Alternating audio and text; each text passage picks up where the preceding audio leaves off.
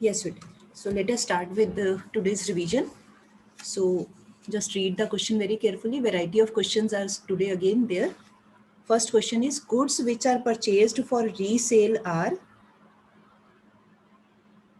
options are final goods, capital goods, intermediate goods, none of these.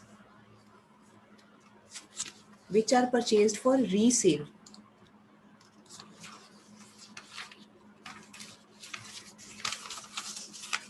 हाँ जी बेटे, all can tell. Intermediate goods. Intermediate goods. C option is the right answer. Intermediate goods are meant for, they are purchased for resale. Very right. Next question. Fall in the value of assets due to expected obsolescence is known as capital loss, depreciation, shutdown point, या all of these. ध्यान से सुनिए जरा. Reduction या fall in value of assets due to expected obsolescence. ठीक है, जिसके बारे में पता होता है. हाँ जी, चाहत. Ma'am, all of these. No, this is wrong. Kashvi. Depreciation. Yes, right answer is depreciation. ठीक है, इसका मतलब आपको डेफिनेशन नहीं याद हुई जिनका ऑप्शन जो गलत सोच रहे थे. डेप्रिसिएशन में होता है normal wear and tear, expected obsolescence इसमें आता है, जिसके बारे में पता है कि टाइम के साथ साथ ये चीज़ पुरानी होनी है. ठीक है. अच्छा, अगर होता है यहाँ पे अनएक्सपेक्टेड ऑब्सोलिसेंस, फिर क्या ऑप्शन होना था? फिर होना था कैपिटल लॉस. जिस चीज़ के बारे में पहले पता ही नहीं है कि कोई क्लेमिटी आ सकती है, कोई भी नेचुरल रीज़न हो सकता है, तो जिसके बारे में अनएक्सपेक्टेड वर्ड अगर आ जाए तो वो होता है कैपिटल लॉस. जब आता है word expected obsolescence, then our term is fall in the value is known as depreciation. Next, third question. Normal residents of India, आगे एग्जाम्पल्स दिए हुए हैं भी, कौन कौन से हैं या इनमें से कौन हो सकता है. An official working in Indian embassy in America, या Indian visiting Japan as tourist, Indian working in WHO world health organisation in India, या ऑल ऑफ दीज. हाँ जी, केतन ने हाथ खड़े किया. हाँ जी भाई Ketan. All of these. Yes, all of these is the right answer. All of these क्यों आएगा? क्योंकि ये सारे ही इंडियन टेरिटरी में आ जाते हैं. ठीक है, ये सारे तीनों ऑप्शन इंडियन टेरिटरी के अंदर है. जो अपना रेजिडेंट है, सॉरी टेरिटरी नहीं, जो रेजिडेंट्स हैं उस टर्म में ये पूरा करते हैं कंडीशन को. तो इंडिया के नॉर्मल रेजिडेंट्स बनते हैं इन ऑल कंडीशंस, इस करके ये all of these right answer है. नेक्स्ट है हमारा, अब थोड़ा सा ये छोटा छोटा है, मैं बोल देती हूँ साथ साथ में, आप जरा ध्यान से पढ़ ले, क्योंकि ना पिक्चर फिर पूरे पेज की लेनी पड़ती है, तो फिर एक एक क्वेश्चन की फिर स्लाइड नहीं बन पाती. एक मिनट बेटे. हाँ जी, नेक्स्ट है salary paid to worker is an example of. Salary paid to a worker is an example of. हाँ जी, सभी बच्चे बता सकते हैं. Factor payment. Factor payment. Factor payment है. ठीक है, पेड टू वर्कर जिसने काम किया तो वो फैक्टर पेमेंट है. बिल्कुल ठीक है. Next, aggregate. Next question, aggregate used for domestic income. हाँ जी, Jasmine. NDPFC. Yes, A option is the right answer. भी एक तो अभी तक बच्चे आ ही जा रहे हैं. ऐसे लगता है जैसे जब सो के कोई उठता है तब मुंह उठा के आ जाता है कि चलो मीटिंग में भी चल पड़ते हैं. हाँ? बीच में लेक्चर चल रहा होता है, बीच में बात चल रही होती है, फिर admit lot of disruption. It's better कि फिर आप ना एंटर करो और बाद में वीडियो देखो. Aggregate used for domestic income is first option, net domestic product at factor cost. Next, a car purchased by a dealer of cars is. हाँ जी, क्या ऑप्शन है? Jasmine, let me see other students also. सभी बच्चों को ध्यान करना चाहिए. ऑल कैन रेज हैंड या all can tell. Car purchased by a dealer of cars is. हाँ जी, who else has raised hand? Let me see.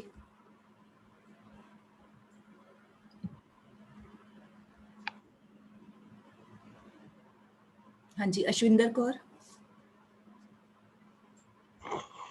Ma'am intermediate good. Yes, very right. Intermediate good है क्योंकि उसने car dealer ने आगे फिर cell करनी है, तो इंटरमीडिएट गुड है ये. Very right. Okay, next question है हमारा 7th question. National income is the sum of factor incomes accruing to. National income is the sum total of sum total of या sum of factor incomes accruing to, हाँ जी क्या आएगा, सभी बता सकते हैं? ये कल भी आया था आई थिंक क्वेश्चन। हाँ जी Chahat. Ma'am C residents. Yes C option ठीक है, रेजिडेंट्स ठीक है, normal residents, very right. 8th question, depreciation of fixed capital assets refers to, ध्यान से पढ़ ले बेटे, ऑप्शन है एक है नॉर्मल वियर एंड टीयर, दूसरा है फोरसीन ऑब्सोलिसेंस, थर्ड है normal wear and tear and foreseen obsolescence, चौथा है अनफोरसीन। हाँ जी ध्यान से सोचिए। Ketan, Harshita, Option C. C ma'am option, C option. Yes very right, C option है, क्योंकि सी में जो दोनों बेसिक कंडीशंस होती हैं डेप्रिसिएशन के लिए वो पूरी हो रही हैं, normal wear tear and foreseen. Foreseen का मतलब एक्सपेक्टेड, जिसका पहले से ही पता है, foreseen obsolescence, very right. Next 9th question, unforeseen obsolescence of fixed assets capital assets during production is, हाँ जी क्या आएगा, सभी ने हाथ खड़े किए, काशवी, चाहत, मान्या, कोई सभी बता दे। Capital loss. Capital loss. Very right, capital loss. ये बेटे कैपिटल लॉस वाला क्वेश्चन है ना, ये इसको तो आप पक्का ही समझो, फाइनल पेपर में 1 मार्क में जरूर आता है, कभी एग्जाम्पल के तौर पे आ जाता है, कभी बात है कि कैपिटल लॉस का एग्जाम्पल बताओ, कभी एग्जाम्पल देके पूछते हैं कि ये टर्म को क्या कहा जाता है। So very important, capital loss, very right. Next, GST was included introduced in Indian economy in, हाँ जी सभी बता सकते हैं, ये तो सबको ही आता होगा। ऑल 2017 यस 2017 में, ठीक है, उसके पहले नहीं था ये, 2017 में आया ये। अच्छा उसके बाद next question, 11th question, the sum of factor payments is equal to, हाँ जी sum of factor payments is equal to, हाँ जी Harshita Gandhi. A option ma'am, domestic income. Yes A option भी ठीक है, अगर ध्यान से सोचें तो बी ऑप्शन भी ठीक है, दोनों में से आप कोई भी कर दोगे, दोनों ही ठीक है। अब उसका रीज़न क्या है कि कई बार हमें कई लाइंस में आपने देखा होगा, जब when we define this national income, उसमें भी यही लाइन बोल देते हैं, sum total of factor payments made to all factors of a country, तो भी ऐसे भी लिखा होता है, या डोमेस्टिक इनकम की डेफिनेशन में भी वही कह देते हैं, रेंट, वेज, इंटरेस्ट, प्रॉफिट। तो दोनों ही ऑप्शन ठीक है यहाँ पे, ठीक है। क्वेश्चन की सेंस, या तो ये लाइन के साथ कुछ और लिखा होता, सम ऑफ फैक्टर पेमेंट्स टू आगे कुछ और लिखा होता, तो इसमें चाहे आप ए कर दो देन इट्स राइट, बी कर दो तो भी ठीक है ये, ठीक है, दोनों ठीक है, गलत नहीं है ये, तो क्वेश्चन सही नहीं बना हुआ है ये प्रॉपरली। चलो अभी अगला करते हैं, 12th क्वेश्चन। हाँ जी केतन, 12th का आंसर। Yes, ma'am. एक मिनट मैं बोल लूँ जरा भी, इतना बारीक है ना, मैं बुक से पढ़ना पड़ता है मुझे, फिर स्पेक्ट्स में मुझे पता नहीं चलता यहाँ से। Let me read just a minute. American embassy in India is a part of domestic territory of, हाँ जी सभी बताएं, सभी बताएं। America. America. America, very right, American embassy is a part of domestic territory of America, okay. Next है हमारा 13th question, foreign embassies is in India are a part of India's economic territory, geographical territory, both A and B, none of these. हाँ जी, हाँ जी सब, अश्विंदर बताइए बेटे। तमन्ना ने भी हाथ खड़े किया। Ma'am geographical territory. अच्छा तमन्ना, एक मिनट बाकियों से भी पूछ ले, तमन्ना बताइए बेटे। Ma'am geographical territory.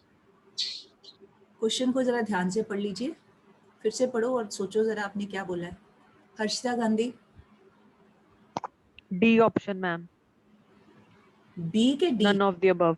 Yes none of the D, above is D. The right, हाँ D option is the right answer, none of the above.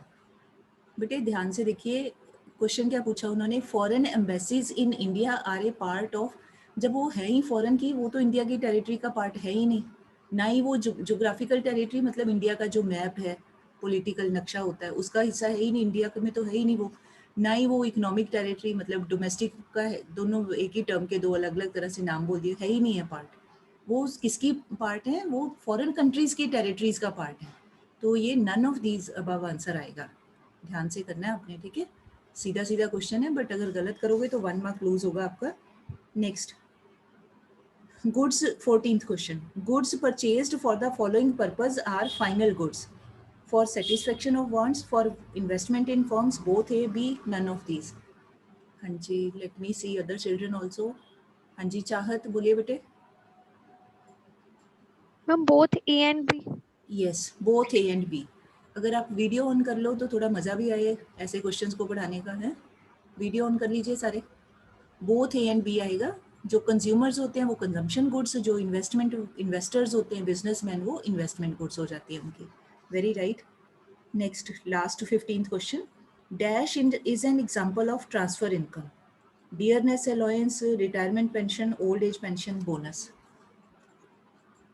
Transfer income का एग्जांपल बताना है आपने.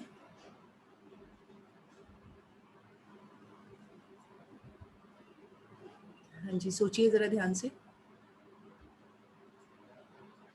हाँ जी, Kanika. Old age pension. Yes, B option is the right answer, old age pension.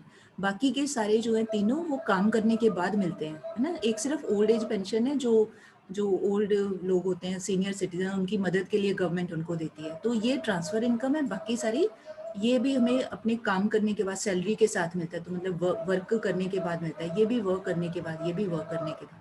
Only this is the odd one out. चलिए next है हमारा filling the blanks. अच्छा, अब इसमें ऐसे होगा, आपको पेपर में भी जो आएगी, बोर्ड के पेपर में भी कई बार तो कोई ब्लैंक्स बिल्कुल विदाउट ऑप्शन होगा, मतलब आपने खुद से सोचना है. और कई ब्लैंक्स के साथ हो सकता है ब्रैकेट में 2 ऑप्शंस दिए हों स्लैश लगा के.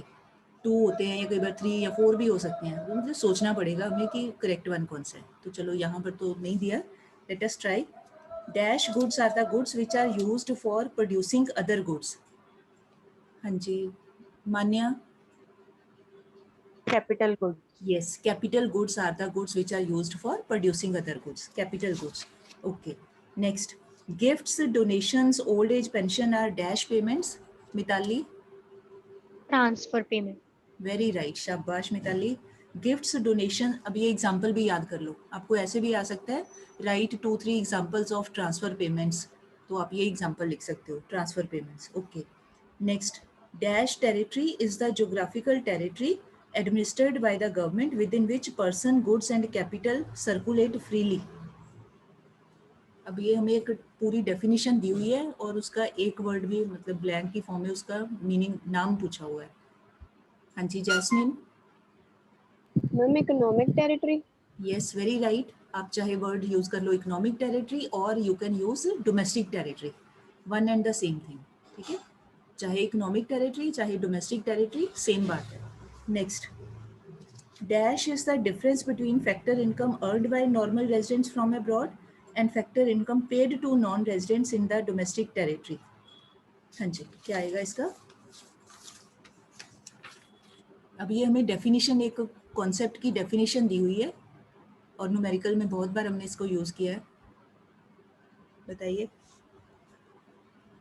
हाँ जी, 5 पार्टिसिपेंट्स इधर आया. लेट मी सी कौन कौन से बच्चों ने हाथ खड़े किया. 1 मिनट में देख लूँ, 1 सेकेंड. हाँ जी, मान्या. Net factor income from abroad. Very right. Right answer है. ये डेफिनेशन ही दी हुई है, तो हमें ये ऐसे भी आ सकता है. ये डैश की बजाय ना सीधा होगा give a single term for the following. तो हमें ये डेफिनेशन दी होगी, तो सिंगल टर्म इसकी बन गई net factor income from abroad. अच्छा, एक और चीज़ ख्याल में रखना है, ऐसे for this type of question पहले फुल वर्ड्स में आपने लिखना है, पूरे वर्ड्स में लिख के ब्रैकेट में शॉर्ट फॉर्म आप दे दो NFIA. ठीक है, सिर्फ ये नहीं देना कि NFIA. तो शॉर्ट फॉर्म मतलब काम करने के लिए प्रैक्टिकली तो ठीक होता है, बट फॉर्मली पहले हमें पूरा वर्ड ही लिखना चाहिए. चलिए नेक्स्ट है, national income is equal to. हाँ जी, compensation of employees plus operating plus mixed plus क्या आएगा Kashvi? Net factor income from abroad. Very right, very good Kashvi, शाबाश. प्लस आ जाएगा इसमें net factor income from abroad. Very good. चलिए अगला करते हैं. हाँ, अब ये न्यू टाइप का क्वेश्चन है, आपको ऐसे आएगा question. Let us see. True false type में क्वेश्चन है हमारा, और ऊपर दिया हुआ है statement. State with reason whether the following statements are true और फॉल्स. ठीक है, मतलब पहले हमने फर्स्ट वर्ड ही लिखना है. अगर ट्रू है तो लिखेंगे ट्रू, फॉल्स है तो फॉल्स, फिर फुल स्टॉप करके फिर आगे रीजन बताना है. प्लीज़ पेपर में ऐसे नहीं करना कि आप पहले पूरी लाइन लिखो और पूरा बीच में कहीं जाके वो घुसा के आप लिख दो हाँ जी ये गलत है कि सही है, टीचर को पता ही नहीं लगता। बिल्कुल क्लियर कट, अगर ट्रू है तो उसको अंडरलाइन कर दो, आगे उसका रीज़न बताना है। चलिए let us see. State whether the following statements are true false, give reason. First है capital formation is a flow. पहले तो बताइए ट्रू के फॉल्स। ऐसे ही पेपर में भी ऐसे ही करना, अगर आता है तो पहले ट्रू फॉल्स का में से एक बताना है आपने। हाँ जी, थिंक केयरफुली।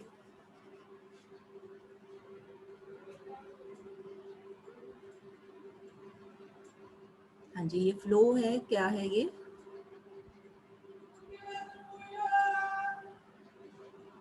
चलो चलो शाबाश, वेरी गुड। वीडियो नहीं ऑन करते आप लोग हैं? मनदीप, जानवी, तमन्ना, हर्षिता गांधी, भाई अगर आप मीटिंग में हो तो why is there so hesitation? कर लो वीडियो ऑन जरा। जानवी खुराना, मैंने आपको देखा ही नहीं बड़े दिनों से।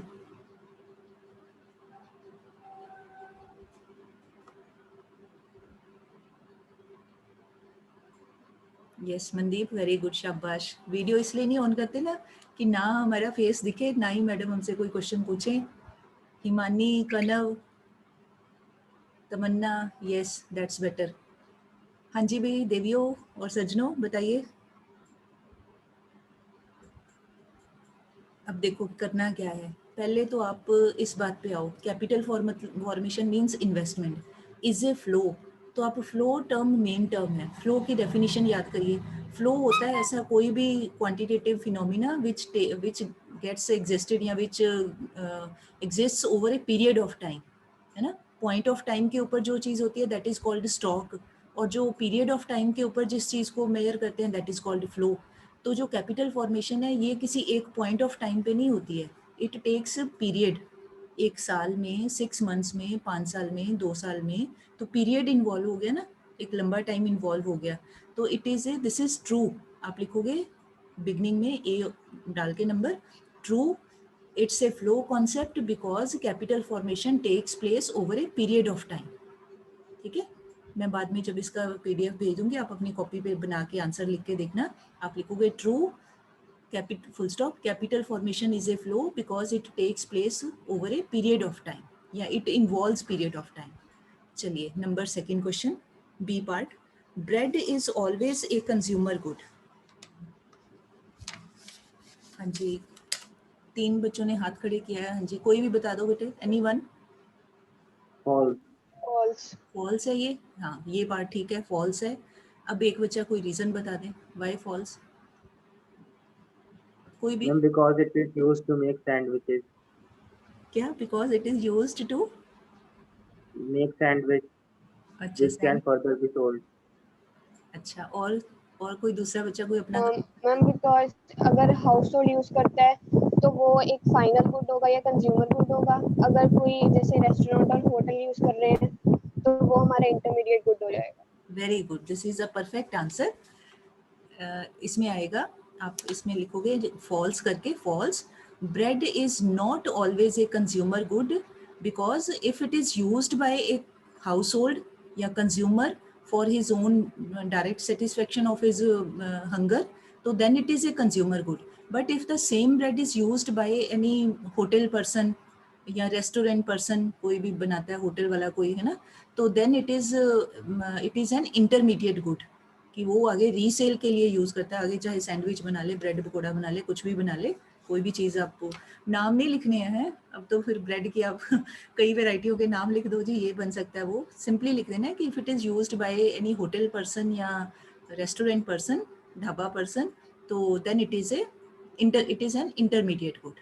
Very right. चलो अगला भी ऐसा ही है, खाने पीने का आ रहा है सामान है। वो कहते हैं क्वेश्चन बनाओ, पहले ब्रेड दे दी तो अगला बटर होना ही चाहिए साथ में। हाँ जी, butter is only a final product. Jasmine बताइए। Ma'am false. यस, रीजन बताओ भाई। मैम वही कि अगर हाउस होल्ड यूज कर रहा है तो फिर वो कंज्यूमर गुड है। अगर कोई जैसे कोई भी बेकरी शॉप है तो वो यूज कर रही है उसे तो फिर वो इंटरमीडिएट गुड हो जाएगा। Yes, very right, perfectly right answer. तो इसमें भी पहले आएगा false. It is only if it is not, butter is only a final product. ये पहले आप लिखोगे false, because if it is used by a household तो then it is a final good, फिर तो ठीक है, फाइनल प्रोडक्ट है. But if the same butter is used by any, फिर वही नाम लिख दो, होटल, रेस्टोरेंट या एनी ईटिंग पॉइंट्स, जो भी लोग हैं, जो भी नाम आपने लिखना है, या बेकरी वाले, कन्फेक्शनरी वाले, वो अपने प्रोडक्ट्स में बटर को यूज़ करते हैं, तो then it is an intermediate product. ठीक है, ध्यान से सोच के लिखना है आपने. ठीक है जी. चलो नेक्स्ट क्वेश्चन है हमारा, ये ट्रू फॉल्स वाले ऊपर है. नेक्स्ट है all producer goods are not capital goods. हाँ जी, आगे कुछ ना लिखा नहीं है, मतलब इसका मतलब है कि इलेबोरेट या बताइए या एक्सप्लेन करिए या इज इट राइट और रॉन्ग. ये 2-3 नंबर में ये क्वेश्चन आ सकता है, 2 या 3 मार्क्स में. हाँ जी, all producer goods are not capital goods. Mitali Jain, हाँ जी बेटे मिताली बताइए. Ma'am, producer goods include two types: single-use goods and capital goods. Therefore, producer goods are always not a capital good, whereas it can be a single-use good. शाबाश मिताली, आपने मेरा मन खुश कर दिया. वेरी गुड, शाबाश. ये अगर आपको याद होगा, जब हम ये टॉपिक कर रहे थे तो ऐसे एक ट्रायंगल सा बना के फ्लो चार्ट सा बनाया था. ऊपर लिखा था we wrote at that time producer good, on one side we wrote single time use goods या सिंगल यूज गुड्स, जिसमें आ जाता है, जिसको बोलते हैं रॉ मटेरियल्स, और राइट साइड पे या दूसरे साइड पे हम लिख देते हैं कैपिटल गुड्स. तो कैपिटल गुड्स होती हैं मशीनरी, इक्विपमेंट, टूल्स, और वो बार बार यूज़ हो जाती हैं. और जो दूसरे होते हैं रॉ मटेरियल, वो सिंगल यूज़ के होते हैं, भी एक बार जब रॉ मटेरियल डाल लिया तो वो ख़त्म हो जाता है. तो ये आ जाएगा इसमें, बट हैं दोनों ही प्रोड्यूसर गुड्स हैं. तो ये ठीक है कि all producer goods are not capital goods, because producers goods can be divided into 2 parts, single use, capital goods. तो सिंगल यूज़ वाली they get consumed, they get used up, they end during the process of production. So this statement is correct. हाँ जी, next है line, क्या है हमारा question. इसमें भी आगे लिखा कुछ नहीं है, यही लिखा है unexpected obsolescence is a component of depreciation. Explain या जस्टिफाई. हाँ जी Ketan. Ma'am, it is false as unexpected obsolescence is a component of capital loss. Yes, very right, very. Whereas depreciation is expected and we know that depreciation will occur. Yes, perfectly right answer. बड़ा precisely ही has answered this question. बहुत ही ठीक बताया. इसमें आ जाना है unexpected obsolescence is a component of capital loss. क्योंकि हमें अनएक्सपेक्ट था, पता ही नहीं, कोई अर्थक्वेक आ जाए, कोई फायर हो जाए ड्यू टू एनी रीज़न, है ना, कुछ भी हो जाए, फ्लड्स आ जाएं, तो ये अनएक्सपेक्टेड होता है. तो ये जो अनएक्सपेक्टेड के करके होता है, दैट इज़ यहाँ होना चाहिए कैपिटल लॉस.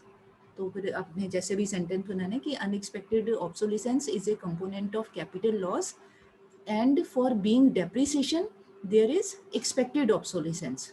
बाकी लाइन आप जैसे मर्जी बना लो, हार्डली मैटर्स. अच्छा, नेक्स्ट है national income is always greater than, क्या है, ग्रेटर देन डोमेस्टिक इनकम. बताइए ये भी ट्रू है, फॉल्स है, जो भी है इसका स्टेटस. हाँ जी बेटे, एक मिनट, लेट मी सी. यहाँ ना सिर्फ यही आ रहा है 7 पार्टिसिपेंट्स रेज्ड हैंड्स. हाथ मुझे किसी का नहीं दिख रहा है यहाँ पे. हाँ जी, अश्विंदर, मान्या, जैस्मीन. चलो मान्या आप बताइए. National income is always greater than domestic income because in national income, net factor income is always included. Okay, anyone Wrong. who wants to rectify her answer? It can be smaller than the domestic income, as if the net factor income from abroad is more or in positive value, only then the national income is greater than the domestic Yes, income. yes. Otherwise it is always हाँ, more. it can be less also. तो यहाँ पर आप लिखोगे कि national income is not always, not necessary, कि ज़रूरी नहीं कि हमेशा ग्रेटर देन हो. ठीक है, फिर उसके आगे आप लिखोगे it depends upon the value of NFIA. अगर वो NFIA प्लस में आती है, पॉजिटिव है, तो ये ग्रेटर देन ही होगी. आप कोई एग्जांपल अपना रफ कॉपी पे बना के देख लेना. जैसे मान लो डोमेस्टिक इनकम है 80 और नेट फैक्टर इनकम है 20. लिख के देख लो बेटे, आपको भी क्लियर हो जाएगा. पहले आप लिखो NFIA, sorry, national income is equal to domestic income plus NFIA, है ना. उसके बाद आप लिखो इक्वल टू के बाद लिखना है डोमेस्टिक इनकम है मान लीजिए 80 प्लस कर लो NFIA 20, तो अब नेशनल कितनी होगी 100। तो आपकी ये लाइन फिर उस हिसाब से ठीक है कि अगर NFIA पॉजिटिव है तो 100 ऑब्वियसली 100 ज़्यादा होता है 80 से, तो ये ठीक है। अच्छा, अब अगर आप अगली लाइन में लिख के देखो, अगर डोमेस्टिक इनकम है 80 और हमारा NFIA है 20 माइनस के -20 है, तो अब देखो नेशनल इनकम कितनी होगी 60 है ना, 80 - 20 60। अब नेशनल इनकम कम हो गई, तो इसका मतलब it depends upon the value of NFIA। अगर वो पॉजिटिव है तो national income will be more than domestic income, अगर NFIA इज नेगेटिव तो then national income will be less than domestic.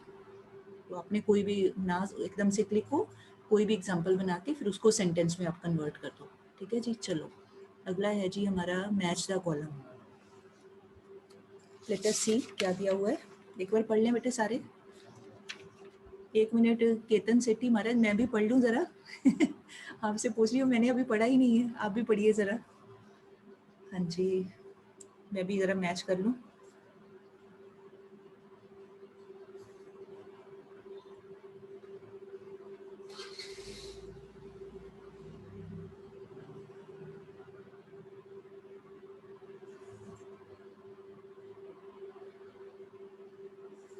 हाँ जी, अब मैंने मैच कर लिया। I hope you all have also thought. हाँ जी कनिका बताइए बेटे, पहला बता दीजिए, कोई भी बता दो, anyone. Insurance provision for capital loss be what? Yes, fourth वाला आपने बताया, कौन सा बताया कनिका? First बताया insurance. फर्स्ट वाला, ओके। इंश्योरेंस होता है, insurance is provision for capital loss, मतलब डेप्रिसिएशन के लिए तो हम फंड रख सकते हैं, तो लॉस के लिए तो बस एट द मोस्ट यही हो सकता है हम अपनी चीज़ों की इंश्योरेंस करवा लें, चोरी ना हो जाए या अगर कोई अर्थक्वेक में खराब हो तो इंश्योरेंस ही करवा सकते हैं। तो insurance is a provision for capital loss, ठीक है। GST सभी बता दो, ये तो सिंपल है। Indirect. Indirect tax. GST indirect tax. अच्छा, उसके बाद है डेप्रिसिएशन, ये भी सीधा सीधा ही है। दिस इज, बोलिए, provision for Gross minus net. Depreciation. Gross minus gross net. Minus net. Gross minus अच्छा net. सॉरी, हाँ सॉरी मैंने मिक्स कर दिया। Depreciation is equal to gross minus net, हाँ, gross minus net is equal to depreciation, ठीक है। Consumer goods they are final Final. Goods, Final goods. Yes. और depreciation reserve fund ये आएगा, depreciation reserve fund means provision for depreciation, For depreciation. Yes. Paper में ऐसा कोई आ जाए, मान लो आपको पहला नहीं समझ आ रहा है, दूसरा भी नहीं समझ आ रहा, आपने क्या करना है, घबराना नहीं, जो समझ में आता है, जो इजी लगता है, सबसे पहले उसको मैच कर लो पेंसिल से। मैच करके फिर आप एक का हो जाएगा, फिर हमें दूसरे का कहीं ना कहीं से कोई ना कोई क्लू मिल ही जाता है। मतलब मीन टू से कि ज़रूरी नहीं कि डिफ़िकल्ट वाले कोई सोची जो आप 4 में से 3 कर लो, चौथा अपने आप ही रह जाएगा, है ना। मतलब अपने हिसाब से अपनी तिक्रम लगा सकते हो। चलो नेक्स्ट है असर्शन एंड रीजनिंग। हाँ जी पढ़ लीजिए बेटे। असर्शन है compensation given to victims of Uttarakhand natural disaster, जब वहाँ पे फ्लड्स आ जाते हैं, हर साल ही तकरीबन आ जाते हैं, is a commendable welfare measure taken by the government but it is not included in the estimation of national income. और रीज़न है कि transfer payments do not lead to corresponding flow of goods and services in the economy, hence they are not included in the calculation of national income। हाँ जी, ध्यान से सोच लीजिए। उत्तराखंड में फ्लड्स के विक्टिम्स को गवर्नमेंट दे देती है कोई ना कोई कॉम्पनसेशन, उनको मुआवजा दे देते हैं, उनकी हेल्प कर देते हैं, फाइनेंशियली हेल्प कर देते हैं। और दूसरी लाइन में हमें कहा है कि ट्रांसफ़र पेमेंट्स में कॉरेस्पॉन्डिंग कुछ फ्लो नहीं होता, भी जिसको वो पैसे मिल रहे हैं उस पर्सन ने कोई काम नहीं किया उसके बदले में। तो बताइए ये फिर ठीक है कि क्या है, ये कौन सा ऑल्टरनेटिव आना चाहिए? हाँ जी, 2 पार्टिसिपेंट्स कौन से ने हाथ खड़े किया अभी? 1 मिनट, लेट मी सी।